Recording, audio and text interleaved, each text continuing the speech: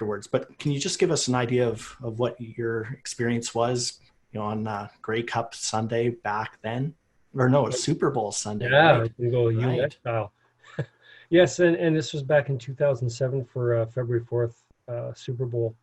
And I was called in on an overtime shift, and just those normals, all those normal things, being called in on a Sunday night, all those predictors were there. Like we were a young family at the time. Our boys were little, 4 and 2, and young family, and overtime was like king. You know, getting that extra shift here and there would really help. So it was just a normal thing getting called in and going to my home station even and working downtown, and then getting that call, which was just a garage fire, attached garage fire, going in, and all those normal things happened. And that's probably the biggest takeaway from this for myself is it was such a normal event that turned totally sideways on us, and how, especially how quickly it happened. Responding, a normal response for us for a residential alarm. I was going in with the crews I knew. We were going in doing those same tasks, doing what I was doing, a primary search with my partner. He was a friend of mine too, having fun with a working fire. And then when it changed, that's when that playbook really did change on us, where we're basically scrambling when it started to transition, and it transitioned into a flashover, trapping us to the second floor. My partner and I were separated. I found one of the captains. I managed to get him into one of the bedrooms, and I broke out a window, and unfortunately wasn't able to get him out in time. And that's where Captain Harold Lassard, he passed away, and also another Captain Tom Nichols, where I jumped through the window on the second floor to escape it.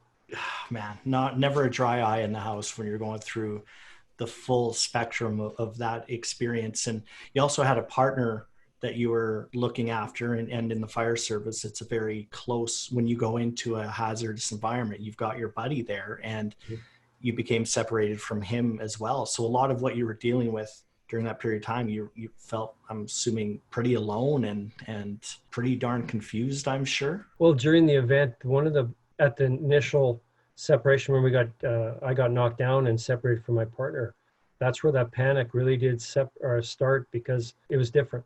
Something had changed, and I was in an unknown area. I was very disoriented, and that's where you really felt that panic set in of the unknown, because of blackout situation, extreme heat, and pain. Pain changes that response to the plan that you have. And but the one thing that really did almost make me focus was finding the captain.